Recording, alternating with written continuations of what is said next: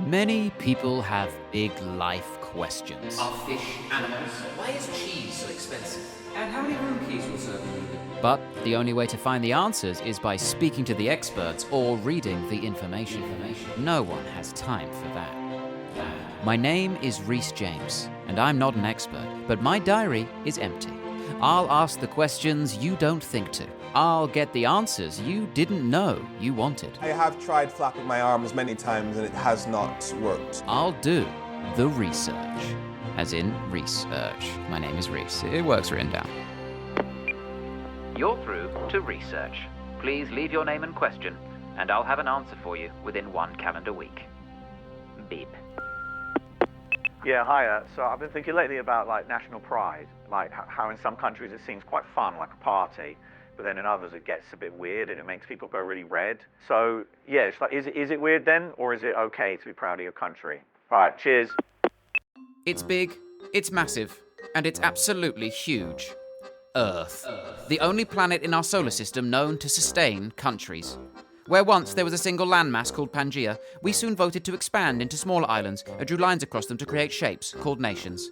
We designed rectangular logos and wrote little theme tunes for these shapes, and responded to any criticism by invading the shapes of others and taking their flavours. But could this actually be a bad thing? Is being proud of your nation illogical, given we have no choice in where we're born and it sometimes rains where we are? Or does it make perfect sense when most of the other nations have weird outfits? These days, most countries behave like exclusive nightclubs, constantly telling you how amazing they are while refusing to let you in, especially in those shoes. Some worry national pride is just a stepping stone to something more sinister, like being proud of your town or becoming house proud. But for many, patriotism isn't inherently bad. It's just another thing ruined by racists, like bulldogs or doing funny accents for a laugh. So should we switch our national pride for national shame? Or could patriotism be the solution to climate change? To find out more, I spoke to British political campaigner Femi Olawole, who, despite all the difficulties of the last few years, is still a keen believer in Twitter. Femi, hi. Thank you. Thanks for coming. No, let me finish. Let me get a word in. So, Sorry. Tell us, why does national pride always seem to lead to bunting? I think because bunting tends to go with flags, and I think that's the best way to get multiple flags. Multiple flags, is it? And so bunting sort of lends it to that. Put them all in a line on a string. Yeah, that is good. What actually is national pride then, if you don't mind my asking? And just bear in mind, you're on speakerphone. National pride is a sense of joy derived from community and being happy about the accomplishments and the values of the country that you're born in. That usually can be quite a healthy thing, but some people can take it too far to the point that actually damaging national pride. Tinsel? Would that work instead of bunting, do you think, tinsel? It's not flags, is it? But you could get the right colours, and that would be a nice way to show it. I think it would be definitely too Christmassy. I think it would kind of take the shine off that if we start using tinsel throughout the year. I'll keep thinking about it. So what about Britain, then, where we're from? Is that a good one to be proud of? I'd say that while there were good things in the past, we did a lot of bad things. The British Empire caused suffering and death and slavery across the world. Oh, Femi, if you're going to slag off Britain, do you mind if we put some patriotic music under it, just so we don't lose that half of the audience? Yeah, sure. Or something by the Spice Girls. Yeah, it'll be Spice Girls adjacent, I'm sure. So, for example, if our country has gained certain advantages over other countries because of the things we've done, we stole their resources, etc., their people, we made them build things for us, we enriched ourselves, we should then have foreign policies that reflect the fact that those countries have been put at a disadvantage. So it's not about saying that we should hate ourselves, it's about saying, look, we had a leg up. So yes, there are things that we can be proud of in our past, and things that we should be ashamed of in our past. Well, yeah, but nobody's perfect. I mean, people are proud of their children, but they don't share. They snatch things. They're loud on holiday. They don't like trying foreign foods. They're little mini Englands. But we don't feel awkward saying we're proud of them, do we? So that's the thing. There's lots in our history that we can be proud of, but the issue comes when people start saying things like, this person was good and don't talk about his bad. Don't talk about the bad things that we did. Cocktail sticks maybe with flags on instead of bunting? Oh. That's an idea. Maybe. So why can't we just celebrate our achievements then? I mean, we came up with the internet and Angel Delight. There's a phrase that nationalism is being proud of things you've never done by people you've never met and somehow thinking that makes you better than other people. Being proud of your country should never be used as a reason for an actual decision. Like, it shouldn't justify anything because you weren't there. Like, Well, I wasn't there for any of that bad stuff you talked about earlier either, if you'll do me the honour of being fair to me for once. okay, yeah. So if it's so complicated being proud of Britain, should we just be proud of another country, you know? Or is that sort of like turning up at sports day and cheering on someone else's kids? Yeah, I mean, International Sports Day does have a ring to it. So should I just pick the newest country and be proud of them? Because they're less likely to have done much wrong. You know, looks like it's 2011, South Sudan. Should we go with that one? Look, that's I mean, there's definitely human rights abuses going on there, so I don't think that would be a great source of national pride. Human rights, they're only 13. But your point about potentially starting a new country so that you've got a fresh slate. Oh, that's a good idea. We could start a new country who have never done anything wrong, and then to make it good, we just take all the best bits from all the other countries, you know, culturally, a few artifacts, pop it all in our country, and then we could have national pride. And then charge them to come see it. That is an option, but I think the more we can try and avoid taking from other countries would probably help with the national pride thing. Confetti. That's what we should do instead of bunting. Get loads of little flags that way. Yeah, that feels very British. Cheers, Femi. Yeah, there are International surveys of the world's most patriotic nations frequently have the USA top of the charts as the country whose citizens say it's the best country. The actual best country, however, is Switzerland, according to a survey done on a number of metrics, such as business, heritage, and the chance you'll one day meet Roger Federer. Finland has topped the charts for happiness 7 years in a row, as well as being number one in coffee drinking and lowest expectations, and how often they get to sit in a sauna and pour water on the coals and hear it go tss. So in terms of actually being the best nation, USA aren't even in the top 10. But as long as they continue to think they're number one, they will be number one of something, which is the Thinking You're Number One contest, and thus can continue their incessant chants of we're number one, making them also number one at loopholes.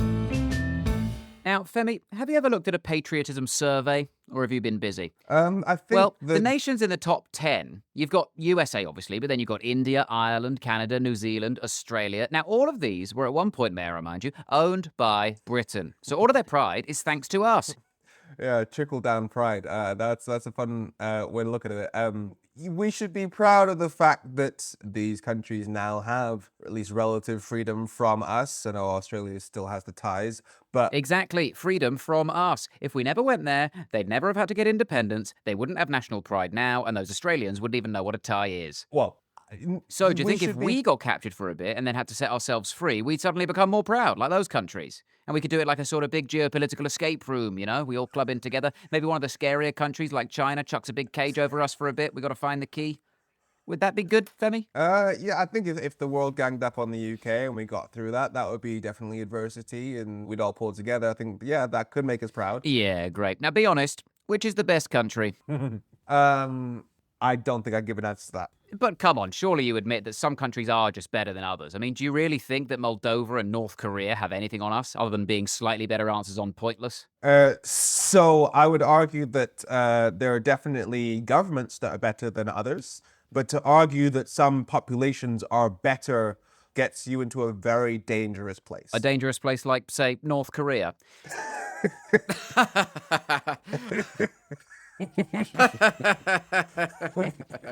Yeah. But every country has its pros and cons, doesn't it? You know, Scandinavia, great life expectancy, great public services, but it's freezing and their sandwiches don't have tops and the people are rude. America, freedom and corn dogs, but the freedom's gone so far they've got to have metal detectors in schools. And as I say, corn dogs, plus they're rude. You know, Singapore, there's no crime, but they're locking everyone up for nothing, even just being a bit rude. Japan, futuristic, good technology, but they're emotionally repressed and they've got Godzilla and blurry penises. So do you see what I'm saying?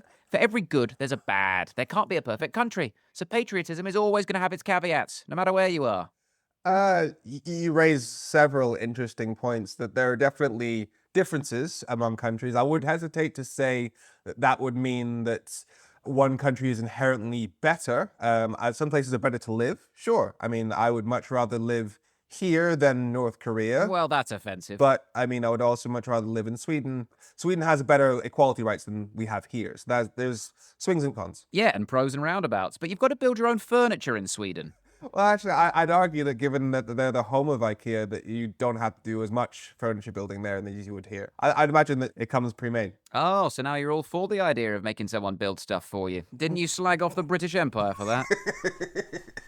There are many possible sources of national pride, from big blue and yellow warehouses full of Flugblomster to a nation's own way of speaking.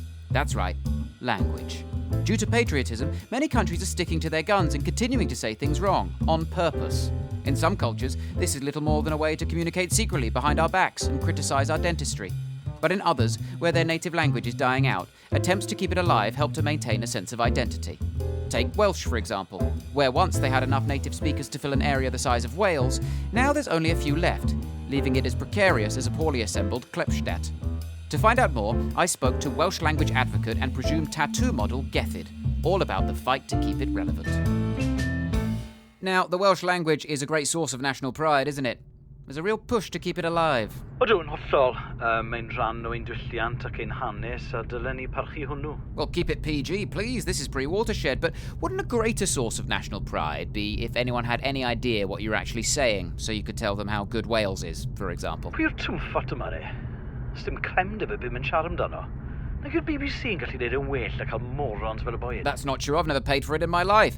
But don't you think, say, getting nominated for a Best Picture Oscar for one of your films would be an amazing source of pride? You know, now that's not going to happen in Welsh, is it? I mean, no one ever gave 5 stars to Daffyd Copperfield or Philadelphia, did they? Right, mae yna llwyth o ffilms wych Cymraeg mewn gwirionedd, so ti'n siarad sbwriel to. I'll be honest, I've got no idea what he's saying. This language really is hanging by a I'm thread. saying you don't know what you're on about. It's about heritage, not Oscars, you buffoon. No idea.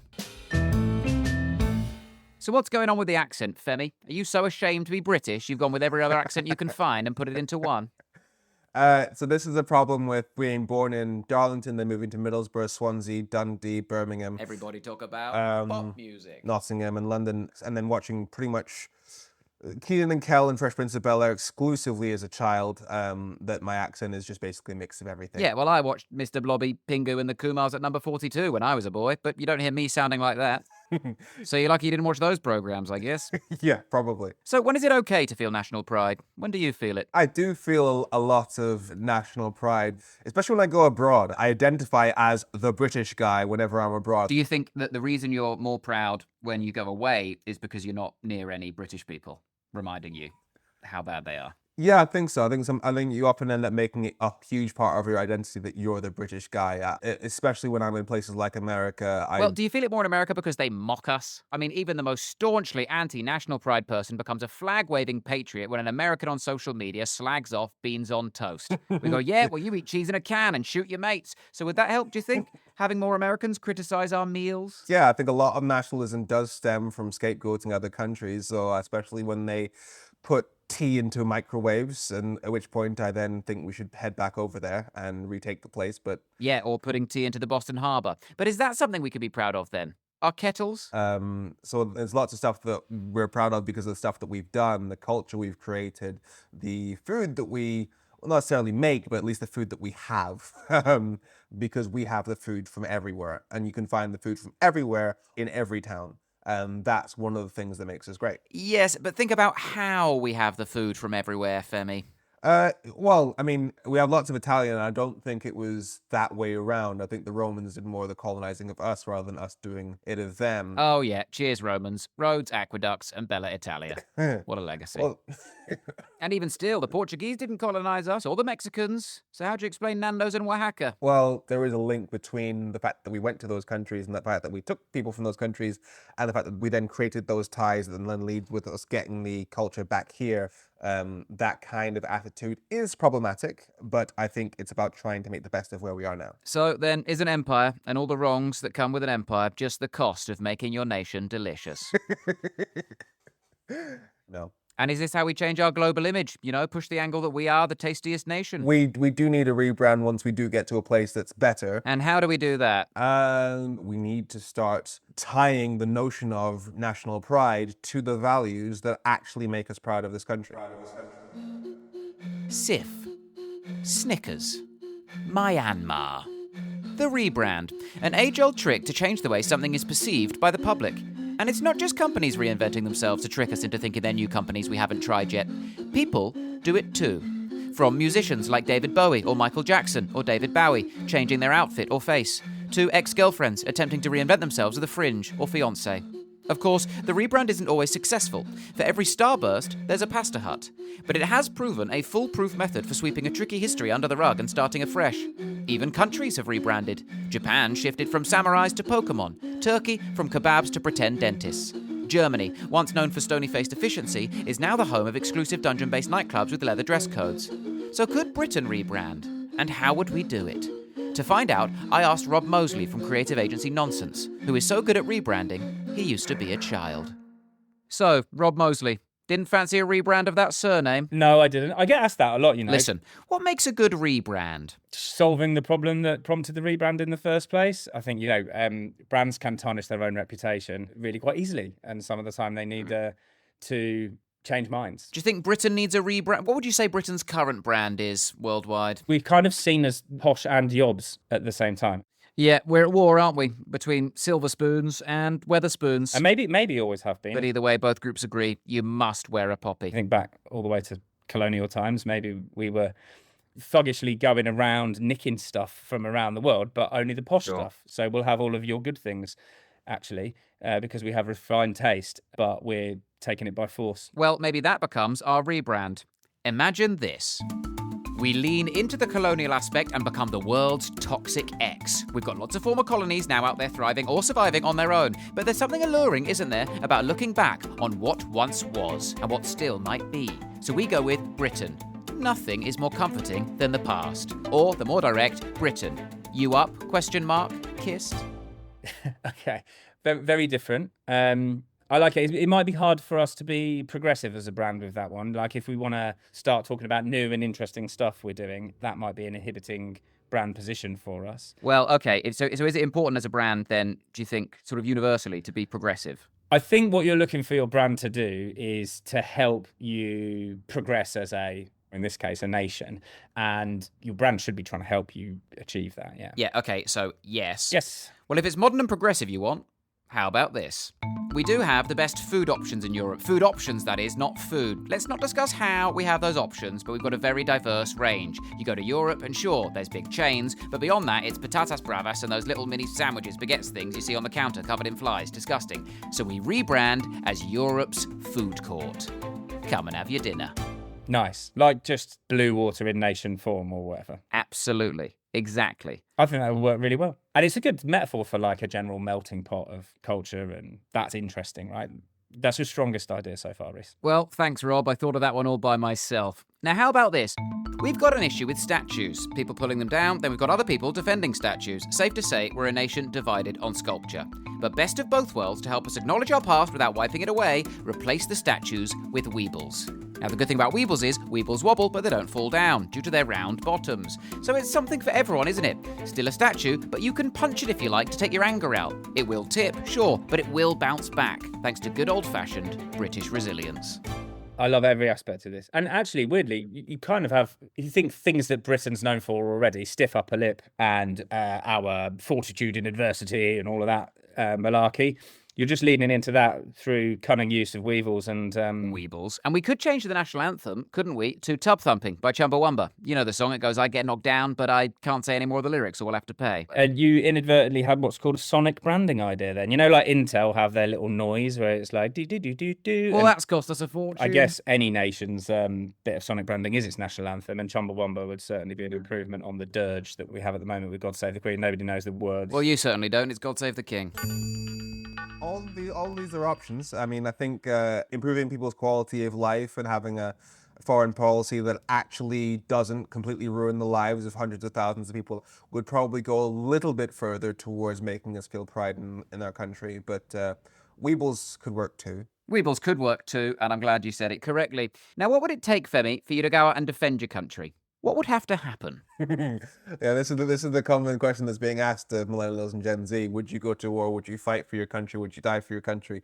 I think if we were actually under attack, then yeah, I'd fight. I'd fight immediately. Well, what would you do if the country attacking us were in the right? If the country attacking us was in the right. So let's say, for example. So, for example, if the population of Yemen, having suffered 300,000 deaths because of the Saudi coalition that was being armed by Britain, and so the country country of Yemen at some point in the future decided to take revenge on Britain for our complicity in the war crimes committed there, Exactly. would I fight Yemen knowing that they had a just argument against us?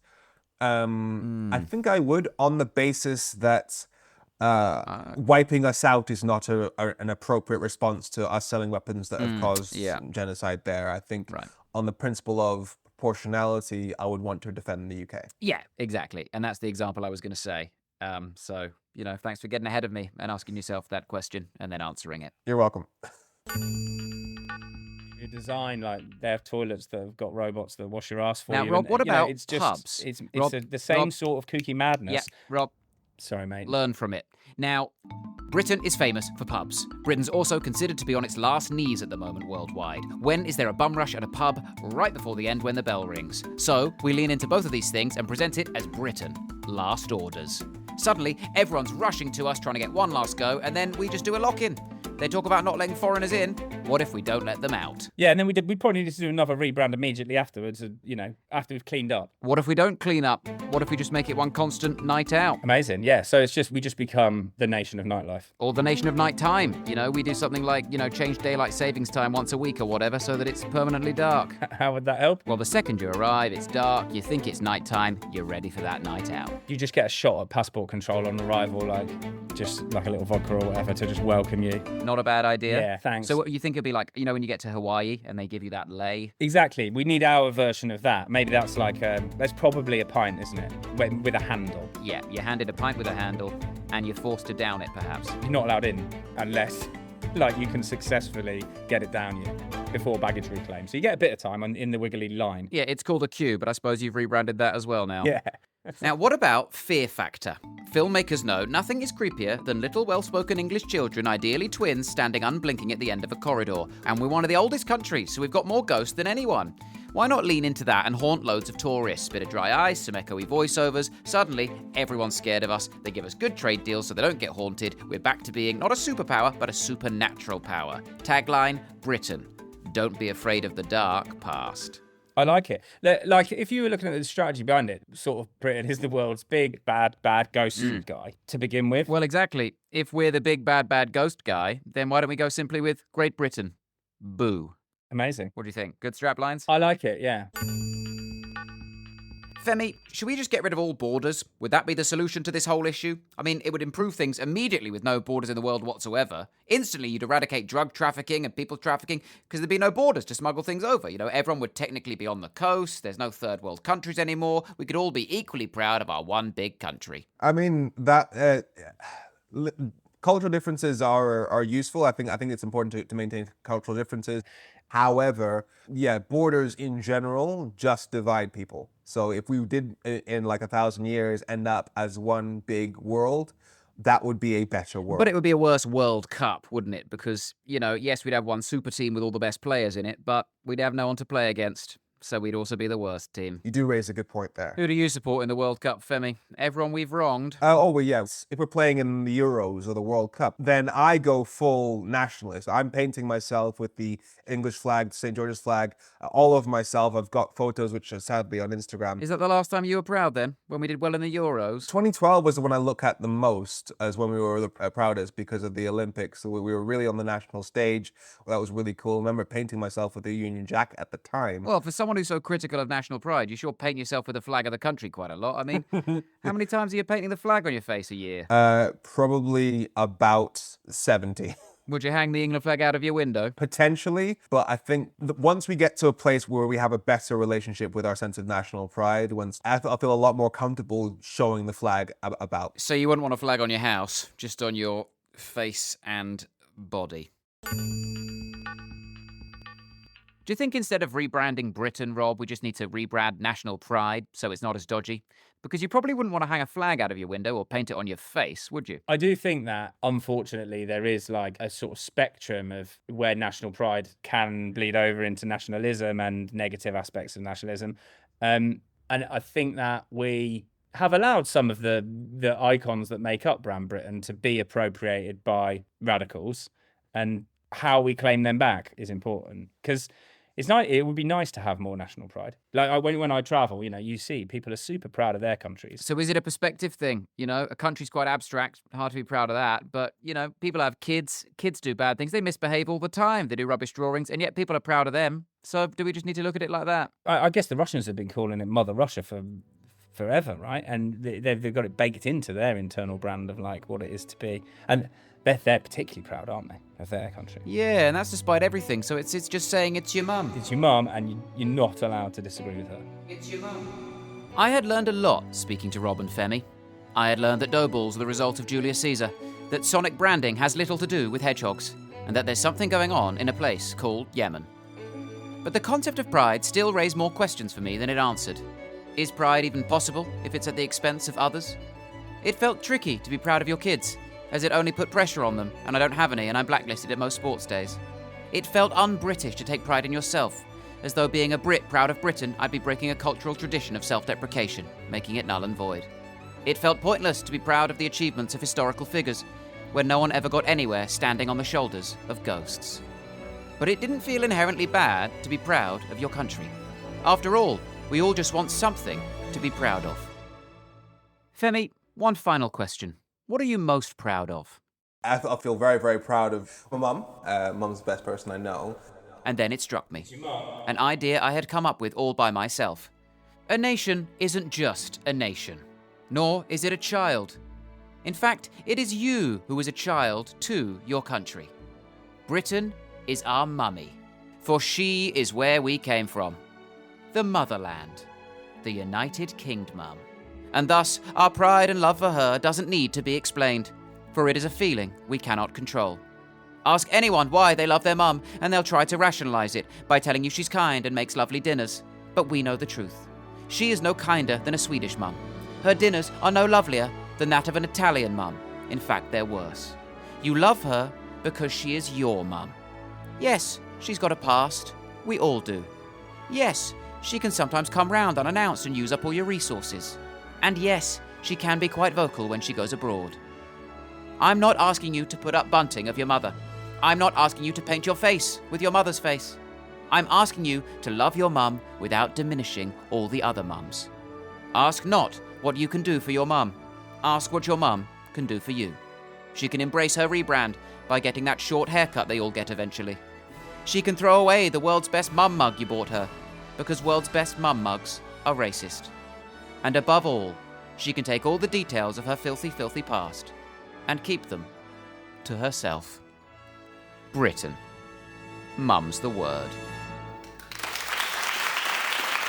Cafod Rhysearch Isgrifenno. Oh, not this Welsh again for the credits. Ai performio gan Rhys James. Well, don't slag him off. He wrote and performed the thing, and he's handsome. Ni ensin vis question femi oluvole, a Rob Mosley. Well, those were our guests, and they were nice. Fi sin hirchwid gan Carl Cooper. Well, yes, he produced the whole thing. A lot of hard work. Achin hirchwid I gan Peter Strauss. I never heard of him. Road Ian gen hirkiad BBC Studios Argi for BBC Radio 4. I mean, this guy's not even Welsh. He's clearly Italian. Nothing wrong with that.